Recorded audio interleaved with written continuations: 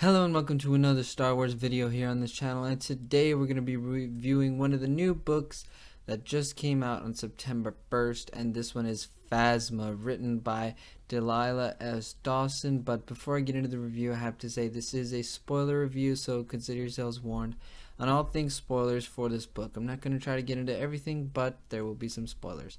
And also, don't be afraid to hit that subscribe button if you enjoy this and want to see more videos like this in the future. With that being said, let's get into the review. So, Phasma. Now, this is a relatively new book, obviously, at least from when this video is going to be being released. And this book, to me, is a very, in my opinion, it's very, not controversial, but to me, it's very hit or miss, in my opinion. And I'll just give you a quick summary. You have in the beginning of this book you have a spy for the Rebel Alliance called Vi Morado, and she's a Pantoran, and she gets captured by the First Order. And what happens is you have this guy, Captain Cardinal, who is kind of like Phasma in that he is a stormtrooper, but he has like a different set of armor. And what happens is he takes her down to some like unknown place in one of their Star Destroyers, the Absolution, and he pretty much tortures her for information, and he wants not literally nothing to do with the Resistance or anything with the good guys. He just wants dirt on Phasma because he is jealous, for all intents and purposes, of Phasma, because she pretty much came in as an adult, didn't go through the training that all the other stormtroopers came up through, and she took like half of his job. And so that's pretty much your entire plot. Is this guy Cardinal, he wants dirt on Phasma because he's jelly, and you just have, it reminded me very much of The Usual Suspects, in that you have a character being interrogated, and that's how you're getting your story. You're getting your story through an interrogation, and the person being interrogated is telling the story. So that's pretty much it. The reason why I think that this book is a little bit hit or miss for me is because everything on the Absolution is really good. I think everything in present day, with Vi Morado and Captain Cardinal, it's very good because they have a deadline. Because Captain Cardinal, they're going to have a meeting with Kylo Ren, Phasma, General Hux, that you see in The Force Awakens. And there's a meeting, and Captain Cardinal wants dirt on Phasma to show at this meeting so that he can be like, hey, get Phasma out of here. And there's a deadline and all that stuff, and that stuff is great. But the problem, the miss part of this book for me is when we hear the story of Captain Phasma. And the reason why it's a miss for me is because her planet was pretty much like the Mad Max world. And what I mean by that is you had a people who effectively blew themselves up with like nuclear radiation and nuclear power plants and things like that, and their civilization reverted back to very primitive ways. Except the reason why it's a miss for me is because I understand what you were going for with this planet. I understand that your people are primitive, yet they still had the past of having very advanced technology in the past. The problem was Mad Max had cars, Mad Max had guns, Mad Max had that, it had that Mad Max sense to it with the souped up cars. You had the guns, you had everything. Whereas Phasma's planet, her planet's name was Parnassos. Now the thing that I have a problem with is the fact that you have a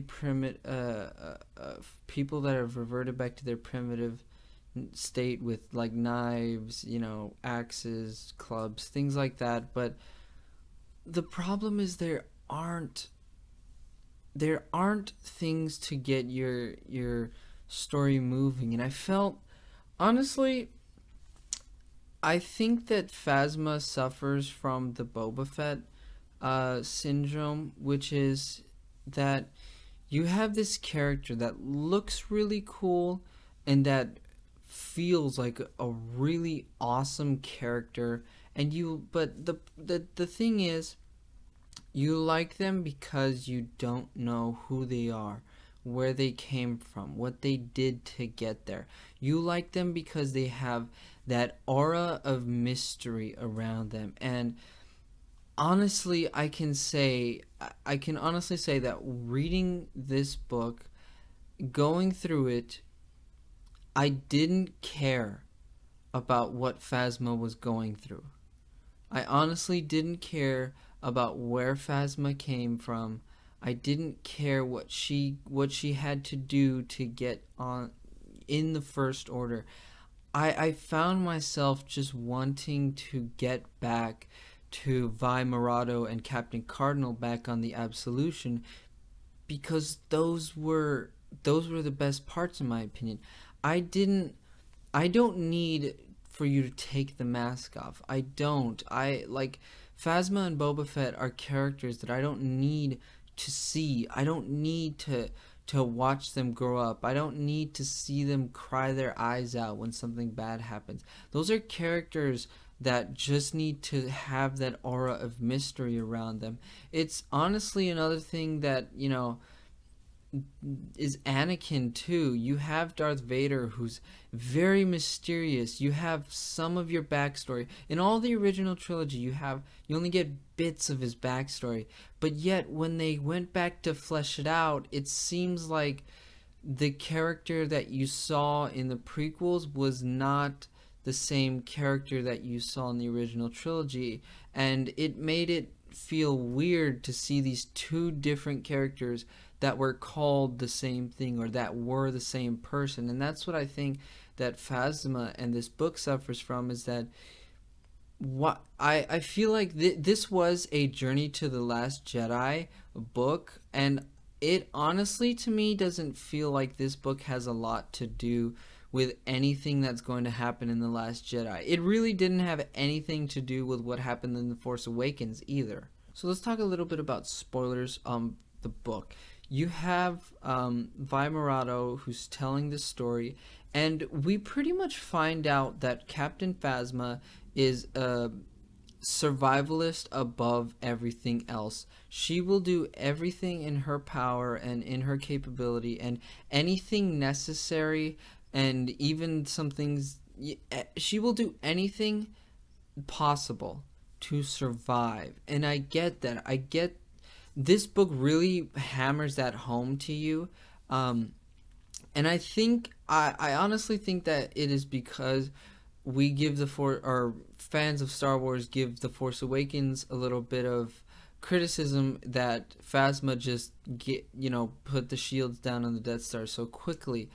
But this book in particular really hammers home that fact that she's a survivalist, and so it's kind of a retcon to me to just be like, hey, we understand your problems with The Force Awakens. Here is a good excuse as to why she would do that. But we got that in the Phasma comic, so I don't know why you needed to do that in both. But essentially what they tell us is that Phasma killed her family to survive, all but her brother. And then what happened, that this was at the very beginning of her, I guess, journey to becoming Phasma, Captain Phasma, was she killed her family to stay alive, all except for her brother. But what she did to her brother, she pretty much took off one of his legs. Like, she stabbed him in the leg, but since they were on a primitive world, they couldn't save his leg, so she crippled him by essentially, amputating one of his legs.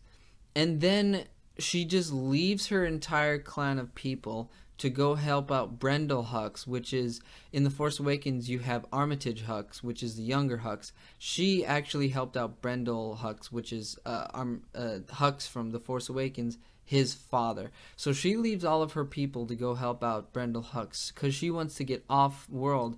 And what we find out is that she pretty much kills anybody and everything in her way to get Brendel Hux back to his ship because he crash landed and had to take an escape pod off of his ship when he crashed on their planet of Parnassos. And so we pretty much get a long story of Phasma sacrificing and killing everybody except for Brendel Hux to get off of her world. And that's and even including her brother. Like, yeah, she saved him at the beginning of the story, but later on at the very end, when she and Brendel Hux are at his ship, her brother, whose name is Kendall, or yeah, Kendall, I think, not Kendall, yeah, Kendall. Anyway, she kills him too. So we pretty much get a long story of Phasma killing family, friends, foes, everybody in between to stay alive. And that's something that I can get because, again, you want to hammer home the fact that she's a survivalist. But honestly, I didn't care, and that was a problem. They did give us a lot of time with her family and friends and clan members, if you will. But I never fell in love with them, and it wasn't because I didn't want to. I love Star Wars.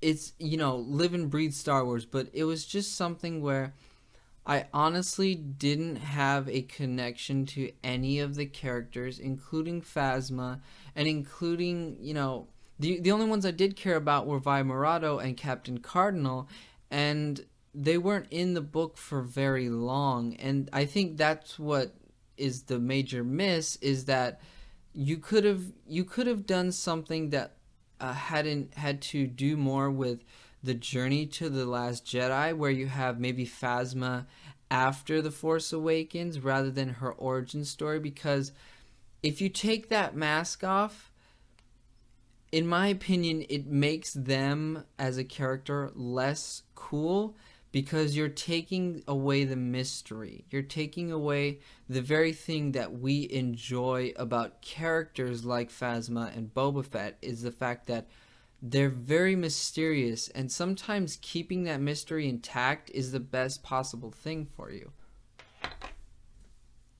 But one of the very good things about this book is that at the very end, you have Vi Morado, who is the spy. She is pretty much tortured by Captain Cardinal all throughout the book. And at the very end, Captain Cardinal gets a pathway to evidence to show Kylo Ren and Armitage Hux that Phasma is a very evil person. Like, she's a very sadistic, sacrificial person. She will sacrifice everything just to survive. But what happens is Armitage Hux, the younger Hux, he doesn't care. He doesn't care that Phasma killed Dad Hux. He doesn't care that Phasma killed his father. Like, Armitage Hux doesn't mind that. He doesn't care about that. As long as Phasma is helping out the First Order, in the younger Hux, in his mind, that's fine. That's fine that she took out an aging, you know, has-been, in his opinion. And we see Captain Cardinal really do an about-face and essentially renounce the First Order. He doesn't do that outright, but what happens is we get a really cool fight on the Absolution, that Star Destroyer. We get a really cool fight between Phasma and Captain Cardinal. The problem is, for at least Captain Cardinal anyway, is that Phasma takes him out, which is kind of cool. It's kind of cool to see Phasma, or to hear about Phasma taking out another stormtrooper, because he threatened her he threatened her. And so she took him out, or yeah, exactly. She took him out. And we have Vi Morado. What happened was Captain Cardinal, when he got that pathway to evidence that Vi Morado gave to him, he was like, hey, I'm going to let you out of this torture chair. I'm going to let you out.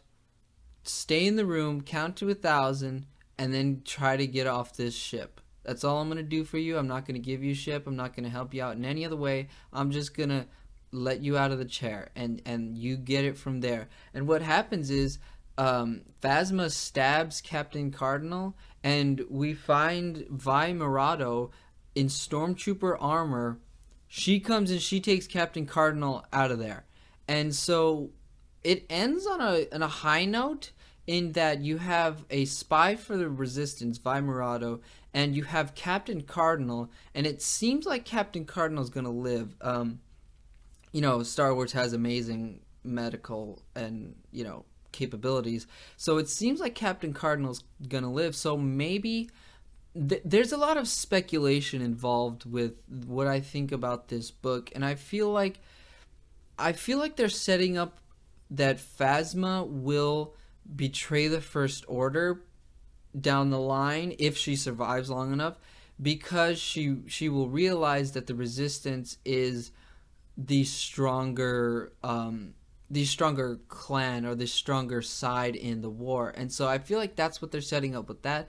But also I do feel like they are setting up some stuff maybe in the Last Jedi that we haven't seen. Maybe we see Captain Cardinal in there telling or helping out the Resistance with taking out stormtroopers and stopping the First Order. I feel like that would be a really cool thing to do, because now you would have, not only Finn is someone who renounced the First Order, but you would have maybe Captain Cardinal, who is quite honestly a way better person to renounce the First Order, because he's the one who trains the stormtroopers. Bringing this review to a close, I think that Phasma is a good book. I don't think that this is a great book, and this is not, you know, this is not a dig at Delilah S. Dawson. This is not a dig at anybody. I just feel like, in my opinion, I think it's good. I do feel like it did miss out a bit on actually making Phasma maybe a main character. Yes, she is a main character, but instead of from her point of view, this book is from another person's point of view. And I think that that's something that they maybe I would have liked better if it was from Phasma's point of view. And like I said, demystifying a character that is very shrouded in secrecy can work very terribly sometimes. We've seen it before, even in Star Wars, with Boba Fett himself. So I think there are very good things about this book. There are enough good things about this book to make it a very nice book to read. But I do feel like this book misses out on some opportunities that are ripe for a nice story about Phasma from Phasma's point of view. And so I do feel like this book is maybe if you want to, you can read it. But I do think that there are other books coming out now, like the Leia book, that I maybe would say read those first. But as far as this book goes, I think this is a right about, you know, maybe 3 out of 5. I think it's good. I don't think it is one of the best. I do think that they did really good things in the book, but I do feel like they did have some things that they could have done better, if you catch my drift. But that's not saying that this isn't a great book. I think I think it's a good book. I think if you want to, definitely pick up this book, definitely read it or listen to it, however you want to consume this book. I think it's a good book. I think that Delilah S. Dawson should be commended for her work. I think it's nice. I think it's a good read. Yes, I may have my own opinions, but that's just my opinion. You guys have your opinions, so I need you to tell me your opinion. Please, by all means, I want to talk to somebody who's read this book and who really enjoyed it. I want to see your point of view. I want to hear your point of view on it, because I would personally love to love everything that Star Wars put out. For some reason this one didn't work for me, but that doesn't mean that you doesn't mean that you can't love this book. what I'm trying to say here is I want this to be a discussion on Star Wars and on this book in particular. So I need you to tell me your thoughts in the comments section down below. I'm sorry if I rambled on a little bit. This book is still very fresh in my mind. I literally just finished it today, so yeah, very fresh in my mind. But I want to have a discussion.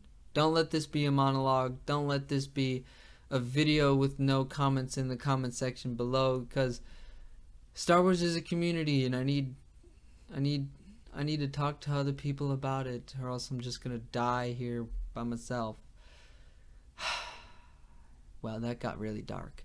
Anyway, I want to thank you for watching this video, and if you enjoyed it and you want to see more videos like this, go ahead and hit that subscribe button.